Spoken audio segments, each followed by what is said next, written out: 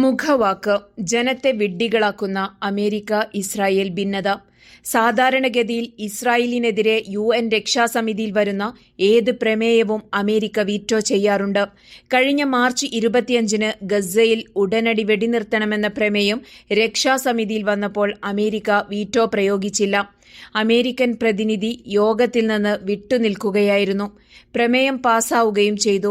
Zionist ഭീകരത തുടർന്നുകൊണ്ടിരിക്കുന്ന കൂട്ടക്കുരുതി ആ പ്രമേയം കാരണം കൂടുകയല്ലാതെ ഒട്ടും കുറഞ്ഞിട്ടില്ല.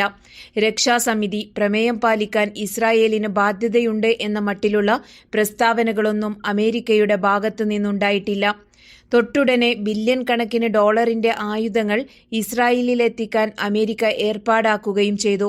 പക്ഷേ അമേരിക്ക വീറ്റോ ചെയ്യാതിരുന്നത് വലിയതെന്തോ സംഭവിച്ച പോലെയാണ് മീഡിയ റിപ്പോർട്ട് ചെയ്തത്. യഥാർത്ഥത്തിലിത് ഒരു ഒളിച്ചുകളിയാണ്. അമേരിക്ക എന്തോ ചെയ്യാൻ ഭാവിക്കുന്നു എന്ന പ്രതീതിയുണ്ടാക്കാനാണ് ഇത്തരം ഗിമ്മിക്കുകൾ. American state secretary Antony Blinken ഇടയ്ക്കിടെ പശ്ചിമേഷ്യയിലെത്തി തെക്ക് വടക്ക് ഓടുന്നതും ഒരു ആത്മാർത്ഥതയുമില്ലാത്ത കാപട്യ പ്രകടനങ്ങൾ മാത്രമാണ്. വെടിനിർത്തുന്നതിൽ നെതന്യാഹുവിന്റെ താൽപര്യക്കുറവ് അതേ അളവിൽ അമേരിക്കൻ പ്രസിഡന്റ് ബൈഡനുമുണ്ട്. കഴിഞ്ഞ 6 മാസമായി ഗസയിൽ അതിക്രമങ്ങൾ അവസാനിപ്പിക്കാനുള്ള എല്ലാ അന്താരാഷ്ട്ര നീക്കങ്ങൾക്കും പാരവെച്ചത് അമേരിക്കയാണ്. പൂർണ്ണ തോതിലുള്ള നയതന്ത്ര സംരക്ഷണമാണ് അമേരിക്ക ഇസ്രായേലിന് വേണ്ടി ഒരുക്കിയത്. സ്ത്രീകളെയും കുട്ടികളെയും കൂട്ടക്കൊല നടത്താനുള്ള സകല ആയുധങ്ങളും എത്തിച്ചുകൊണ്ടിരിക്കുന്നതും അമേരിക്കയാണ്. ഗസയിലെ വംശഹത്യയോടുള്ള അമേരിക്കൻ നയത്തിൽ വ്യക്തമാകുന്ന 2 പ്രധാന വശങ്ങളുണ്ട്.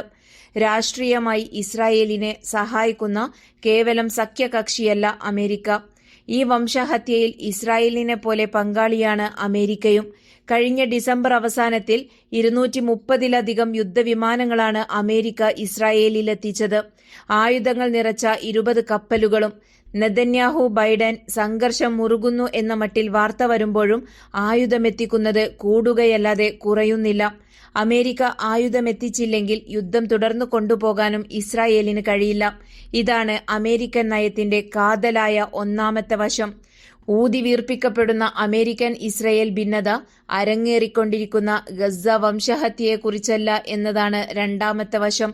ഗസയിൽ യുദ്ധം തുടങ്ങുന്നതിനു മുമ്പ് തന്നെ നെതന്യാഹുവും ബൈഡനും തമ്മിൽ ചില അസ്വാരസ്യങ്ങളുണ്ട്. യുദ്ധാനന്തരമുള്ള ഗസയെക്കുറിച്ചും ഇരു കക്ഷികൾക്കും ചില അഭിപ്രായ വ്യത്യാസങ്ങളുണ്ടെന്നാണ് പറയപ്പെടുന്നത്.